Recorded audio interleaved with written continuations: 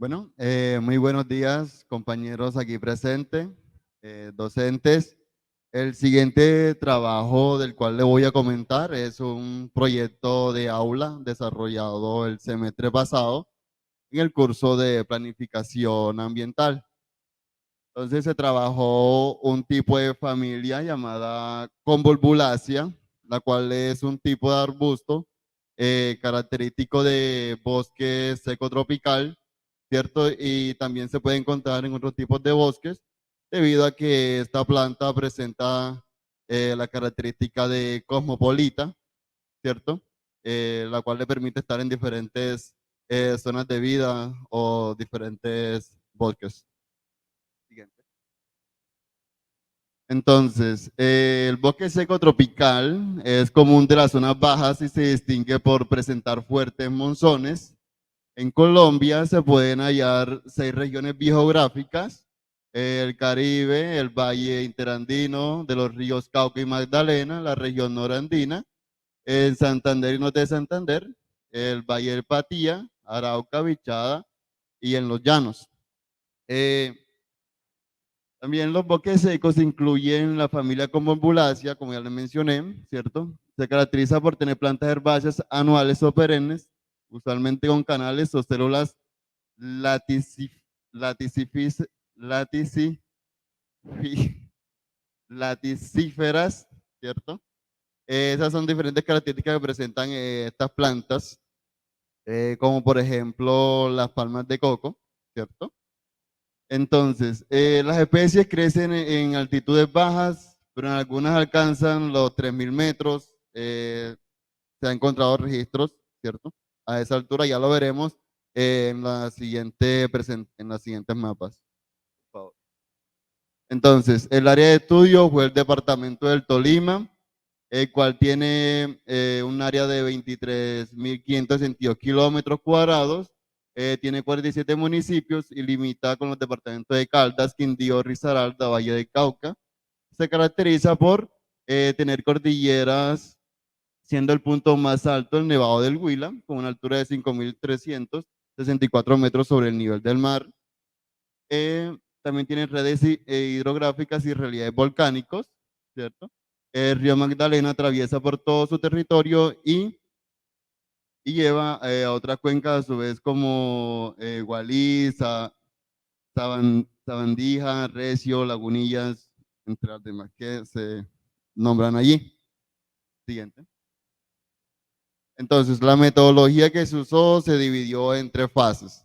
La primera fase constó de la recopilación de la información de una base de datos, eh, información global sobre biodiversidad, o como lo indica su sigla en inglés, GBIF, ¿cierto? Y el catálogo de plantas de la Universidad Nacional.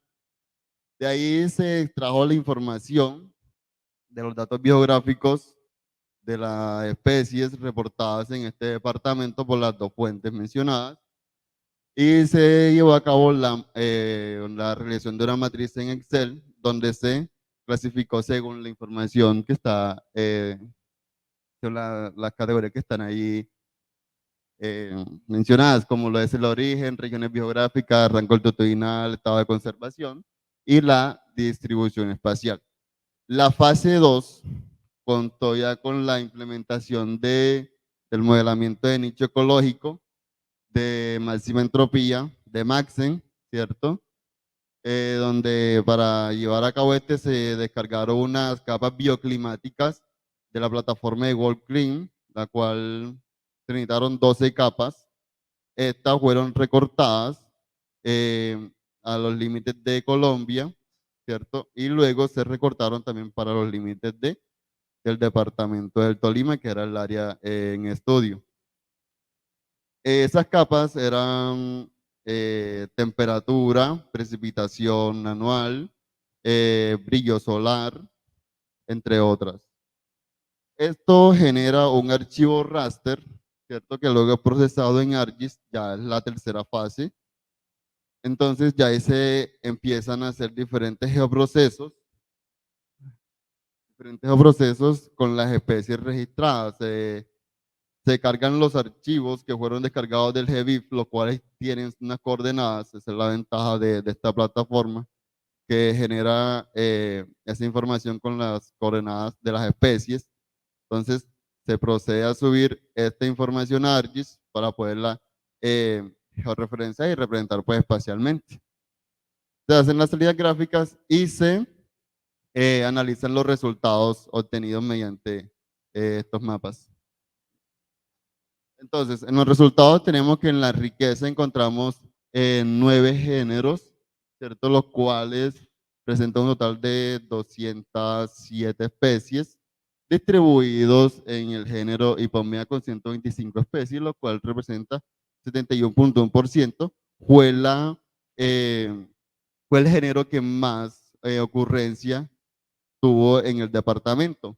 Luego le sigue Evolvulus con 3 especies, Distemec 7, Jacquemontia 7, Bonamia 6, Maripa 6, Camonea 2, Calicobulus y Cuscuta presentaron una especie, ¿cierto?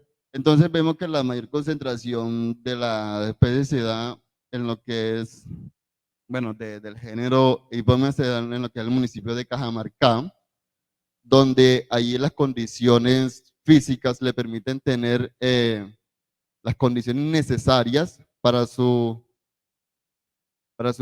desarrollo o crecimiento, debido a que diferentes especies de este género son de origen cultivada. Por ejemplo, la Hipomea batatas, que es la que se conoce comúnmente como batata, que en muchos hogares la usan para uso medicinal o alimenticio, ¿cierto? Ya las demás especies, algunas son de origen nativa, cultivada o cultivada. Sí, cultivada. Siguiente, por favor.